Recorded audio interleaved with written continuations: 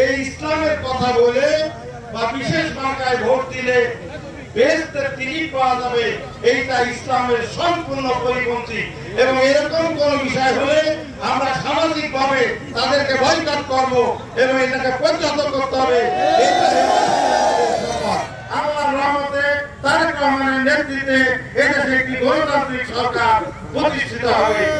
আমরা ভেবেছিলাম যে সমস্ত দলগুলোই সুন্দরভাবে একটি যৌক্তিক সময় তত্ত্বাবধায়ক সরকারকে দিয়ে একটি নির্বাচনের মাধ্যমে জনগণ যাকে পছন্দ করেন তার হাতে রাষ্ট্রীয় ক্ষমতা তুলে দেবেন, এরকম একটি অবস্থা সবাই চাইবে।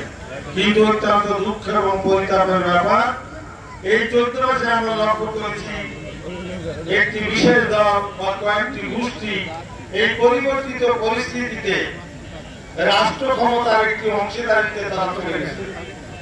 এই অংশীদারিত্ব এবং তারা তার ক্ষমতার নিষ্কৃত হয়ে তারা এখন চেষ্টা করতেছেন যে যদি নির্বাচন হয়ে যায় তাহলে তারা একটা সুবিধাজনক অবস্থা যেতে পারবেন। এইটা তারা বুঝতে পেরেছেন যে হয়তো সম্ভব হবে না। তাহলে কি করতে হবে, যাতে নির্বাচন ঠিক মতো ঠিক সময়ে না হয় এরকম একটি ষড়যন্ত্রে তারা লিপ্ত। আমাদের নেতা জনাব তারেক রহমান সাহেবের কথাগুলো আপনাদের বুঝতে হবে। উনি কিন্তু বলা শুরু করছেন যে দৃশ্যমান এবং অদৃশ্য একটি শক্তির বিরুদ্ধে আমাদেরকে আন্দোলন করতে হচ্ছে। যত ষড়যন্ত্রই হোক না কেন, এই পরিবর্তিত পরিস্থিতিতে আমার বিএনপির নেতা কর্মীরা যদি সারা দেশে ঐক্যবদ্ধ থাকে, ষড়যন্ত্র যতই হোক না কেন, কোন ষড়যন্ত্র ইনশাআল্লাহ গণতন্ত্রের অগ্রযাত্রাকে ব্যাহত করতে পারবে না। আমরা আশা করি আল্লাহর রহমতে তারেক রহমানের নেতৃত্বে এদেশে একটি গণতান্ত্রিক সরকার প্রতিষ্ঠিত হবে। আমার নেতা জনাব তারেক রহমান সাহেব আগামী দিনে নির্বাচনে বিএনপি থেকে যাকে ধানের শীষে প্রার্থী করুক না কেন, আপনাদেরকে কথা দিতে হবে সম্মিলিতভাবে ধানের শীষের পক্ষে আমাদের থাকতে হবে। কিন্তু আজকে যারা এই ইসলামের কথা বলে বা বিশেষ মার্কায় ভোট দিলে বেহেশতের টিকিট পাওয়া যাবে, এইটা ইসলামের সম্পূর্ণ পরিপন্থী।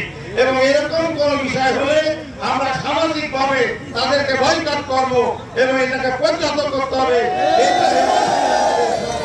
প্রিয় ভাই এবং বন্ধুরা, আমাদের ঐক্যবদ্ধ হতে হবে।